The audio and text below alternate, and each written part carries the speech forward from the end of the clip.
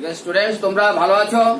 যে এর মধ্যে লকডাউন পিরিয়ড কন্টিনিউ করছে, তোমাদের সুবিধার জন্য অনেক সংস্থার পক্ষ থেকে ইতিমধ্যেই সব সাবজেক্টের উপর তোমাদেরকে টিচিং দেওয়া হচ্ছে। তারই অঙ্গ হিসাবে আমি আজকে তোমাদের নবম শ্রেণীর second chapter socialism in Europe and Russian revolution নিয়ে ডিসকাস করব। তো তোমরা মনোযোগ দিয়ে শুনবে, তাহলে বুঝতে পারবে চ্যাপ্টারটা অনেক বড়, অনেকটা পার্ট করে আমাদেরকে করতে হবে। আমি যেটা ফার্স্ট পার্ট আজকে করছি। After the French Revolution, a question is raised: who regulate the society, who control the society, who control the state power? রাজতন্ত্রের পতন ঘটেছিল ফরাসি বিপ্লবে। সেই রাজতন্ত্রের পতনের পর একটা প্রশ্ন দেখা দিয়েছিল, রাষ্ট্র পরিচালনা কারা করবে, রাজার পরিবর্তে এখন কারা শাসন করবে। তো এই বিষয়ে সমগ্র ইউরোপ তথা বিশ্বে বিভিন্ন রাষ্ট্র পরিচালনার বিভিন্ন আইডিওলজি, দার্শনিকরা বিভিন্ন রকমের রাষ্ট্র পরিচালনার ধারণা দিয়েছেন। তার মধ্যে মোস্ট ইম্পর্টেন্ট সেটা নিয়ে আমরা ডিসকাস করব। Socialism one of the important idea for the administrate the state. এই নিউ আইডিয়া কিন্তু হঠাৎ করে আসেনি, বিভিন্ন ধরনের মতবাদ রয়েছে, বিভিন্ন জন বিভিন্নভাবে চিন্তা করেছেন। সেখানে আমরা দেখেছি লিবারেলস উদারনৈতিকরা রয়েছেন, রেডিক্যালস সংস্কারবাদীরা রয়েছেন, কনজারভেটিভস রক্ষণশীলরা রয়েছেন। পরিবর্তন সবাই চায়, কিন্তু পরিবর্তনটা কোন ধরনের হবে, what kind of change they wanted, that is the factor. তো অ্যাকচুয়ালি লিবারেল যারা ছিল, they believe representative parliamentary system, they believe in religious tolerance system, they also believe right of individuals and also they were against the monarchy. তারা রাজতন্ত্র পছন্দ করছেন না, তারা representative government পছন্দ করছেন, এরা মানুষের অধিকারে বিশ্বাস করছেন। তো স্বাভাবিক কারণে they also wanted rights of the women. Second যেটা সংস্কারবাদী যারা আছে, radicals, they wanted to change the society radically, আমূল সংস্কার এরা চাইছেন। লিবারেলসরা কিছুটা ধীরে সুস্থে সমাজের পরিবর্তন চেয়েছিল, আর রেডিক্যালসরা যে পরিবর্তনটা লিবারেলসরা চেয়েছিল, রেডিক্যালসরা তাই চেয়েছিল, তারা আমূল পরিবর্তন চাইছিলেন রাষ্ট্র পরিচালনার ক্ষেত্রেও। আর যারা রক্ষণশীল, এরা পরিবর্তন বিরোধী বলা হয়, তবে 19 শতকের প্রথমার্ধ দ্বিতীয়ার্ধ থেকে পরিবর্তিত পরিস্থিতিতে এরাও রাষ্ট্র পরিচালনার ক্ষেত্রে পরিবর্তনের পক্ষপাতী, এরাও সমাজ পরিবর্তনের পক্ষপাতী। তো এরকম একটা সার্কামস্টেন্সে যে সোশ্যালিজম একটা আইডিয়া হিসাবে সমাজে এসেছে। যে সোশ্যালিজমের আইডিয়াটা কিভাবে এসেছে আমরা দেখেছি যে অ্যাকচুয়ালি সোশ্যালিজমটা কি। সোশ্যালিজম হচ্ছে এটা হচ্ছে economic system in which the production and the distribution of the society control by the society, production and distribution control by the society, that is the actually main socialism. তো এখন society control করছে সমাজ ব্যবস্থা, রাষ্ট্রীয় ব্যবস্থা, উৎপাদন ব্যবস্থা, বন্টন ব্যবস্থা। এটা হচ্ছে মূলত সমাজতন্ত্র। তো সমাজতন্ত্রের আবার বিভিন্ন ভাগ রয়েছে। প্রাথমিকভাবে যে আইডিয়াটা এসেছে ইউএসএ থেকে, আমরা দেখেছি ইউএসএ থেকে সোশ্যালিজমের যে রবার্ট ওম, যেটা ইউএসএ তে তিনি করেছিলেন, তিনি প্রথম যে আইডিয়া দিয়েছিলেন, তিনি চাইছিলেন ইন্ডিভিজুয়াল কোঅপারেটিভ, ব্যক্তিগত মালিকানায় কোঅপারেটিভগুলি থাকবে, নিজেরা কোঅপারেটিভ গঠন করবে, যেটা আমরা শেয়ার হোল্ডার বলি, শেয়ার বিজনেস, যে নিজেরা লাভটা ভাগাভাগি করে নিয়ে যাবে। তো সেখানে রাষ্ট্রীয় পরিচালনায় কোঅপারেটিভের কথা রবার্ট ওম বলেননি, এটা প্রাইমারি আইডিয়া, ওনার একটা ধারণা। কিন্তু ফ্রান্সের থেকে যে লুইস ব্ল্যাঙ্ক যে কোঅপারেটিভ সিস্টেমের কথা বলেছেন, সেটা অ্যাকচুয়ালি স্টেট অর্গানাইজ কোঅপারেটিভের তিনি সাপোর্ট করেছেন। গভর্নমেন্ট অর্গানাইজ, গভর্নমেন্ট এনকারেজ করবে, সেখানে এনকারেজ করবে কোঅপারেটিভ ব্যবস্থাটাকে। তো সেখানে যারা ওয়ার্কিং ক্লাস পিপল যারা থাকবে, তারা তাদের যে প্রফিটটা নিজেদের মধ্যে শেয়ার করে নেবে। সরকারি ব্যবস্থাপনায় কোঅপারেটিভ গঠিত হবে, আর workers share their profits according to their work, তাদের কাজের উপর ভিত্তি করে যে যতটা কাজ করেছে ততটা তারা প্রফিট শেয়ার করবে, এই ধরনের ধারণা দিয়েছিলেন। এট লাস্ট আমরা সোশ্যালিজমের ধারণায় আমরা আসছি মূল ধারণায়, যে মার্কস অ্যান্ড অ্যাঙ্গেলস 1848 তাদের যে কমিউনিস্ট ম্যানিফেস্টোতে যে সোশ্যালিজমের ধারণা দিয়েছেন, সেখানে আমরা দেখেছি মার্কস কমপ্লিটলি ব্যক্তিগত সম্পত্তি মানে প্রাইভেট প্রপার্টির বিরুদ্ধে ছিলেন। ওনার যে আইডিয়া সেখানে তিনি গভর্নমেন্ট কমপ্লিটলি সোসাইটি কন্ট্রোলস যে অ্যারেঞ্জমেন্ট বা ম্যানেজমেন্টের কথা বলেছেন। সেখানে পরিষ্কার কথা হচ্ছে তিনি বলছেন industrial society was A capitalist society, capitalists own the capital invested in factories but the profit of the capitals was produced by workers. ক্যাপিটালিস্টরা যে ইনভেস্টমেন্টের এগেইনস্টে যে প্রফিটটা করছে সেটা কিন্তু প্রডিউস করছে ওয়ার্কাররা, but they have no right, they had no rights on the profits, they are actually exploited by the owner of the industries. The condition of workers could not improve if the profits was accumulated by the private capitalist. যদি সেই প্রফিটটা শ্রমিকদের share দেওয়া না হয়, ভাগাভাগি না হয়, তাহলে তাদের অবস্থার কখনো উন্নতি ঘটবে না। Moreover, Marx believed that to free themselves, to free the workers from exploitation, workers had to construct a radical society where all property was socially controlled. This would be a communist society. তো রাষ্ট্রীয় যন্ত্র শ্রমিকরা দখল করবে এবং রাষ্ট্র socially controlled হবে, এটা হবে কমিউনিস্ট সোসাইটি, এটা হবে ডিক্টেটরশিপ অব দ্য প্রলেতারিয়েট, যেটা তারা বলা হয়েছে সর্বশ্রেণীর সর্বহারার একনায়ক তন্ত্র প্রতিষ্ঠিত হবে। শ্রমিকরা যখন রাষ্ট্রীয় যন্ত্র রাষ্ট্রীয় ক্ষমতা দখল করবে, তারা সমস্ত কিছু কন্ট্রোল করবে, তারা ইকুয়াল ডিস্ট্রিবিউশন করবে অ্যাকর্ডিং টু দেয়ার ওয়ার্কস। এটা হচ্ছে একটা মেইন আইডিয়া। তো সোশ্যালিজমের উপর আমরা তোমাদের কন্টেন্টে যেটা আছে যে সোশ্যালিজমের ধারণাটা আরো বৃহত্তর, কিভাবে সোশ্যালিজম সমাজে এস্টাবলিশড হবে, বিভিন্ন রাষ্ট্র কিভাবে আজকে যেখানে অটোক্রেসি রয়েছে বা মোনার্কি রয়েছে সেখান থেকে কিভাবে শ্রমিকরা কিভাবে তারা সেটা রাষ্ট্রীয় যন্ত্রের ক্ষমতা দখল করবে, তার সম্পর্কে পলিসিগত দিক থেকে অনেক কথায় মার্কসিজমে বলা হয়েছে। মার্কসিজমের ক্রিটিসিজম রয়েছে যে মার্কসিজম সেই কারণে আজকে সারা দুনিয়াতে ব্যর্থ হচ্ছে।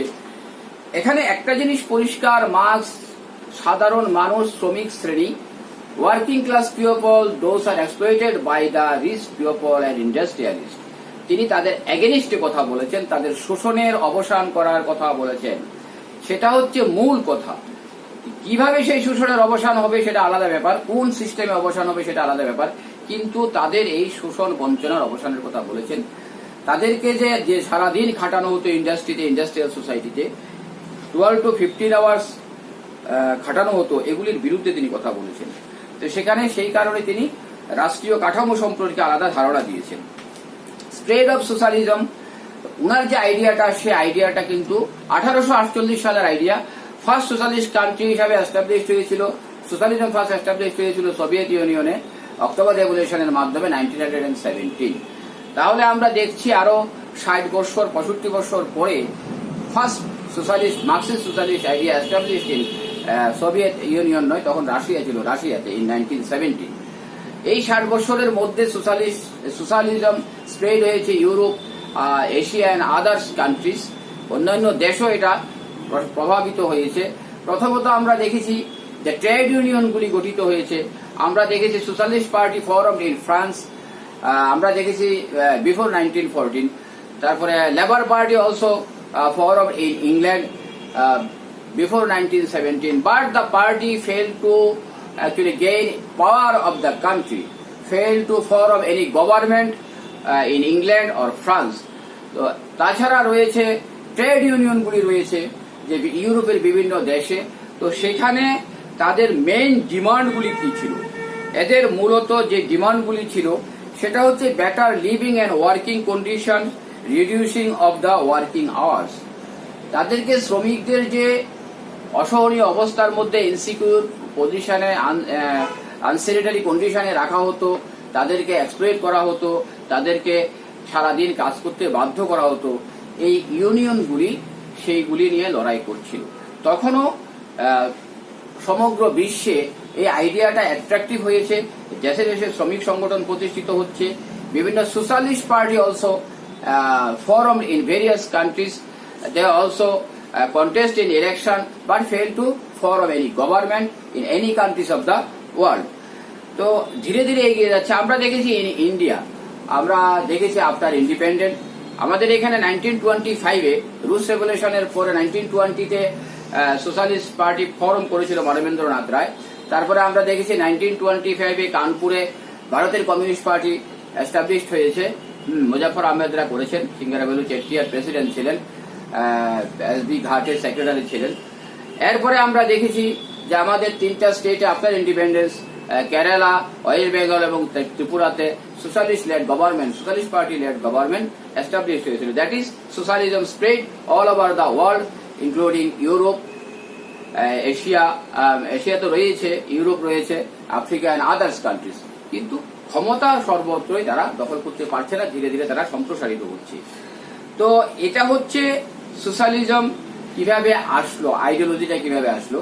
তো সোশ্যালিজমের আইডিওলজিকে বেস করে কিভাবে রাশিয়াতে বিপ্লবের মাধ্যমে প্রথম সোশ্যালিস্ট গভর্নমেন্ট প্রতিষ্ঠিত হলো। চ্যাপ্টারে তোমরা দেখতে পাচ্ছ socialism in Europe and Russian revolution.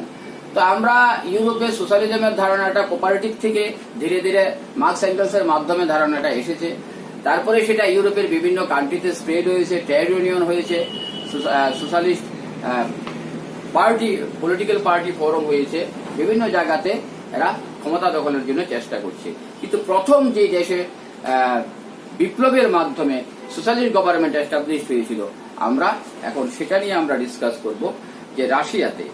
তো অ্যাকচুয়ালি রুশ revolution, actually what were the conditions of the Russia before the revolution of 1917 that led to the রুশ রেভলিউশন 1917। রাশিয়ার socio economic and political condition কি ছিল, অ্যাজ লাইক অ্যাজ ফ্রান্স, মানে তৎকালীন সময়ে ইউরোপের বিভিন্ন দেশে প্রায় একই রকমের ব্যবস্থাপনা ছিল।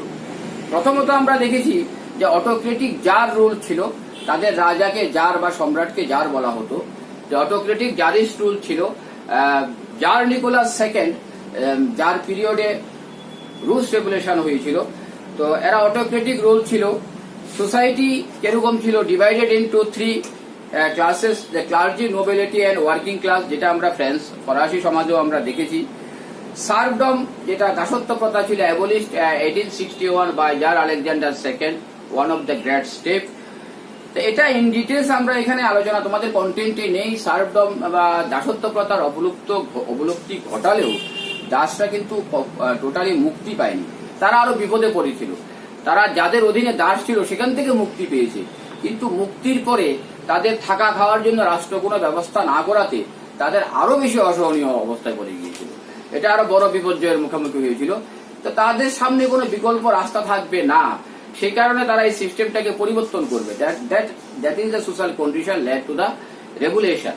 যে সামাজিক বৈষম্য, social discrimination, social disparity and problem of the serve led to the that is the social cause that led to the রুশ রেভলিউশন 1917। তো দেন আমরা যেটা নিয়ে আমরা ডিসকাস করব, ইকোনমিক কন্ডিশন। তো peasants are the 85% of the total population. Their livelihood actually dependent on the agriculture. They work down to dusk with low wages. এটা হচ্ছে সকাল থেকে সন্ধ্যা এরা কাজ করছে, একদম কম মজুরি দেওয়া হচ্ছে। এরা টোটাল দেশের টোটাল পপুলেশনের এরা about 85%. They own land only 20%. So that is the economic condition of the worker peasants. And workers also had to work 12 to 15 hours with poor wages in industry. যে তখন ইন্ডাস্ট্রিয়াল রেভলিউশন অলরেডি হয়ে গেছে 1789 সালে ইংল্যান্ডে, তারপরে ইউরোপের অন্যান্য কান্ট্রিতে হয়েছে। শিল্প বিপ্লবের ফলে, পপুলেশন রাইজ হওয়ার ফলে যে মানুষ বিভিন্ন শিল্পের অধীনে শ্রমিক হিসাবে কাজ করছে, কিন্তু তাদের কোনো ইনসেনিটারি কন্ডিশনে, ইনসিকিউর কন্ডিশনে কাজ করতে হচ্ছে। তাদেরকে একদম ফিক্সড ওয়েজেস দেওয়া হচ্ছে, লো ওয়েজেস দেওয়া হচ্ছে, কিন্তু কাজের কোনো সময়সীমা ছিল না। 12 to 16 আওয়ার্স তাদেরকে খাটানো হতো। As a result, they are dissatisfied. They wanted to change the system that led to the Rus Revolution 1917.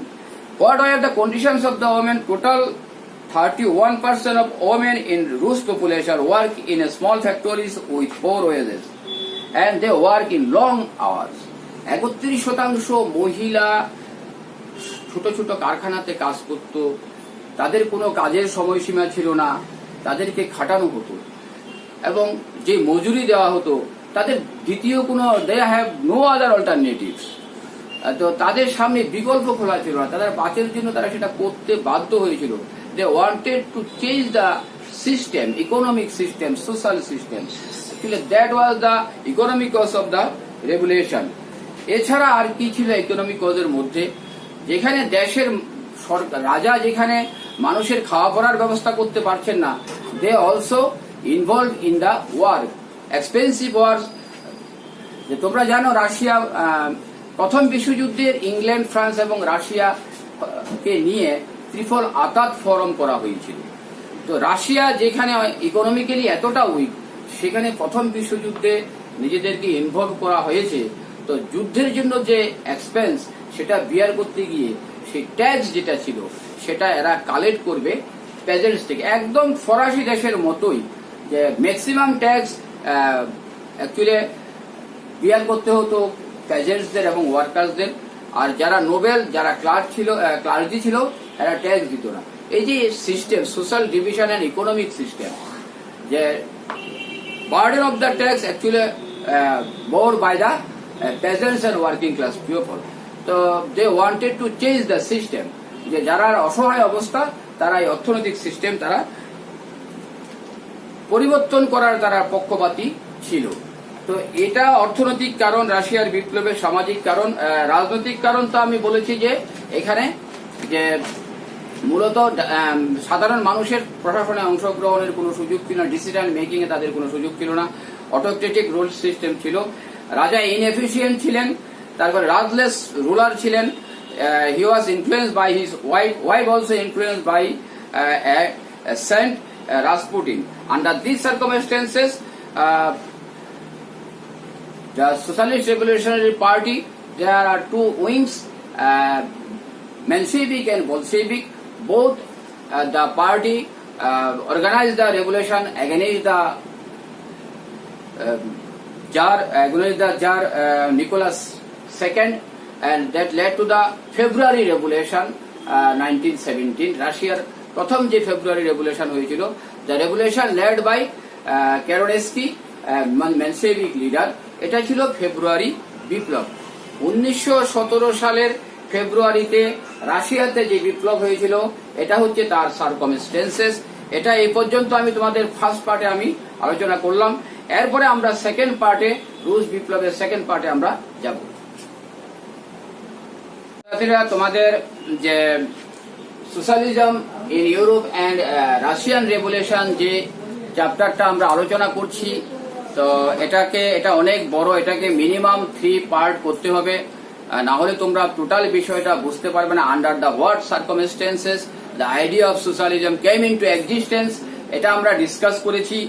Under the what circumstances, under the what economic, social and political condition the February revolution occurred in Russia, এটা আমরা discuss করেছি। আমরা একটা গুরুত্বপূর্ণ বিষয় discuss করতে চাই।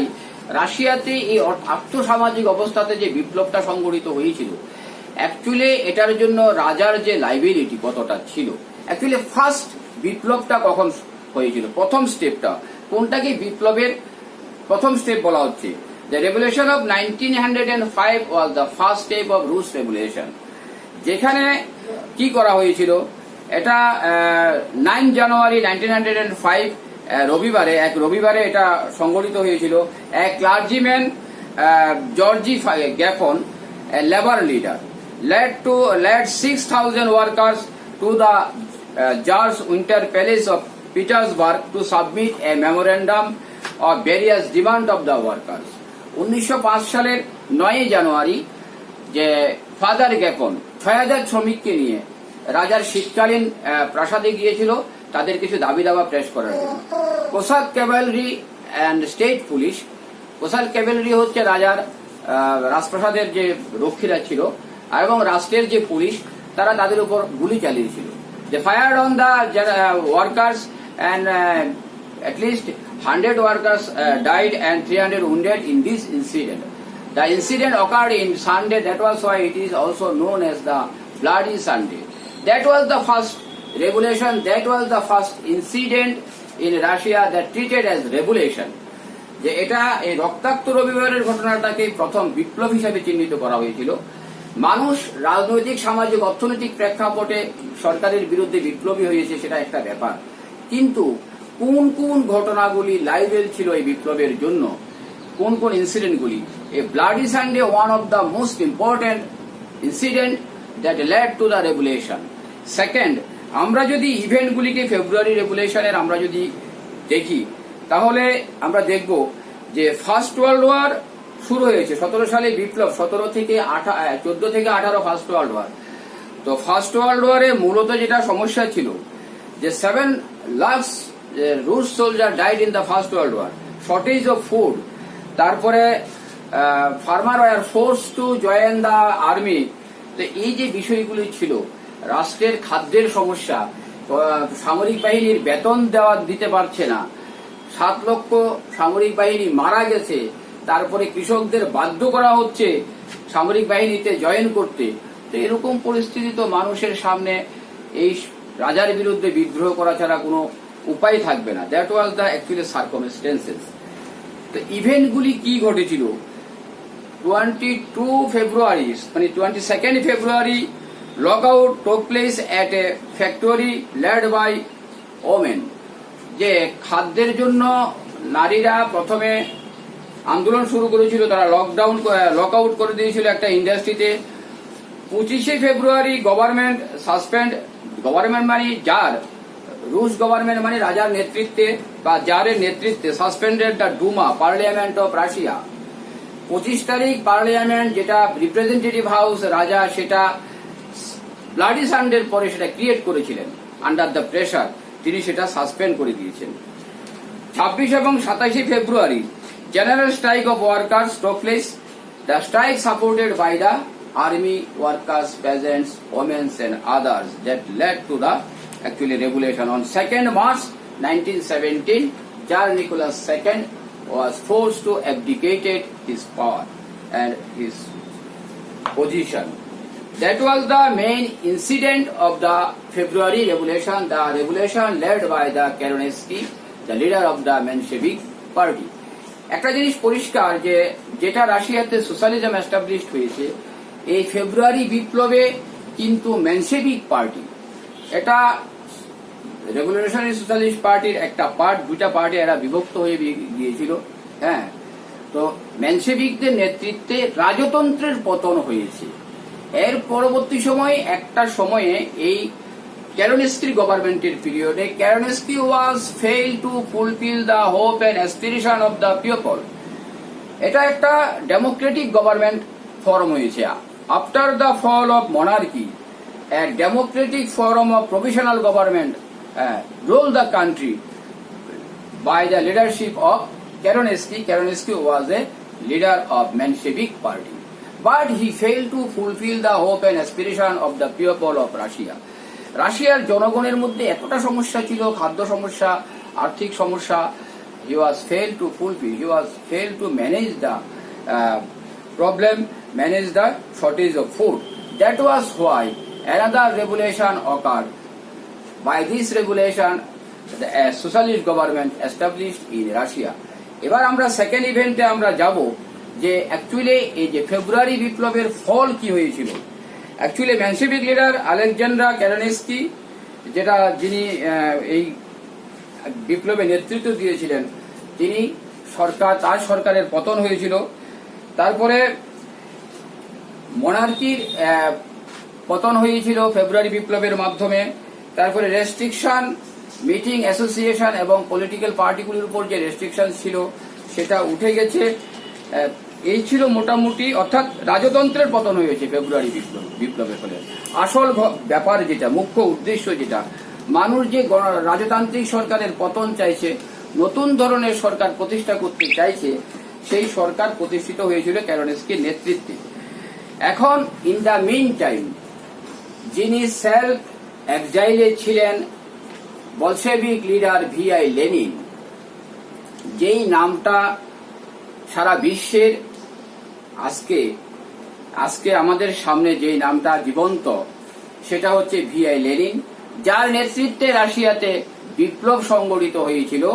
তিনি সেলফ এক্সাইল থেকে 16 এপ্রিল 1917 বলছি 17 তিনি দেশে ফিরে এসেছেন সুইজারল্যান্ড থেকে। 1917 সালের 16 এপ্রিল তিনি সুইজারল্যান্ড থেকে দেশে ফিরে এসেছিলেন। তো দেশে ফিরে আসার পর তিনি বলশেভিকদের ফার্দার রিঅর্গানাইজ করেছেন এবং তিনটা ডিমান্ড তিনি বলশেভিকদের সামনে প্লেস করেছিলেন। সেই ডিমান্ডগুলি কি কি? Land be transferred to the peasants, world war be brought to be a close, বিশ্বযুদ্ধ থেকে রাশিয়াকে উইথড্র করা হবে, বন্ধ করে দেওয়া হবে। Bank and big industries be nationalised, bank এবং বড় বড় শিল্পগুলিকে রাষ্ট্রীয়করণ করা হবে। তিনটা যে ডিমান্ডকে সামনে রেখে তিনি রিঅর্গানাইজ করেছেন বলশেভিক পার্টিকে। এই তিনটা ডিমান্ডের মধ্যেই কিন্তু রাশিয়ার জনগণের অধিকাংশ মানুষের যে চাহিদাটাকে ফুলফিল করার একটা প্রতিশ্রুতি ছিল। প্রথম যেটা ছিল land B transfer to the peasants. তো 85% কৃষক ভাবছে কি তাদের হাতে জমি আসবে, তারা লেনিনকে সাপোর্ট করে দিল। তারপরে প্রথম বিশ্বযুদ্ধ থেকে রাশিয়াকে উইথড্র করা হবে, তাহলে রেজাল্ট কি হবে?